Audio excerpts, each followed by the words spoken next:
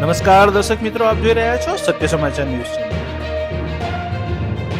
કોરોનાનો ગુજરાતમાં ધીમી ગતિએ પગપેસારો. રાજ્યમાં છેલ્લા એક સપ્તાહમાં જ એક્ટિવ કેસ 66 ને પાર. JN1 વેરિયન્ટથી બસ સતર્ક રહેવાની જરૂર. સરકારની કચેરીઓમાં 96 લાખ ફાઇલો કાઢી નાખવામાં આવી. મોદી સરકારે ભંગાર વેચીને રૂપિયા 1163 કરોડની કમાણી કરી. સરકારે માત્ર ઓક્ટોબર મહિનામાં જ રૂપિયા 557 કરોડની કમાણી કરી. કેનેડામાં ભારત વિરોધી અને હિન્દુ વિરોધી તત્વો બેકાબુ બન્યા. હિન્દુ મંદિરના પ્રમુખ સતીશ કુમારના પુત્રના ઘર પર હુમલો કરવામાં આવ્યો. આ વિસ્તાર ખાલિસ્તાની કટ્ટરપંથીઓનો અડ્ડો માનવામાં આવી રહ્યો છે.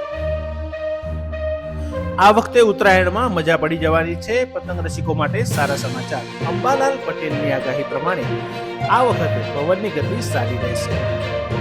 ગાંધીનગર જિલ્લા તારીખ 1 થી 19મી જાન્યુઆરી દરમિયાન રક્તપિત્ત દર્દી શોધ અભિયાન યોજાશે.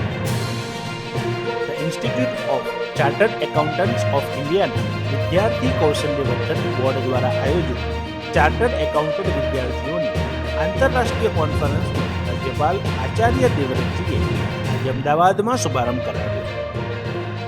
બિહારની રાજનીતિમાં ફરી ઉથલપાથલ.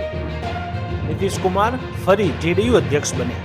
ભાજપમાં જોડાય તેવા પણ સમીકરણો બની રહ્યા છે.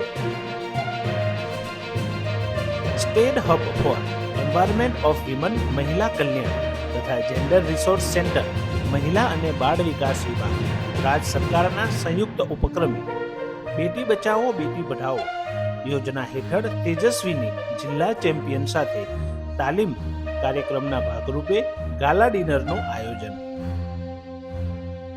ફોરેસ્ટ બીટગાર્ડની પરીક્ષાની તારીખ જાહેર. ગૌણ સેવા પસંદગી મંડળ લેશે પરીક્ષા.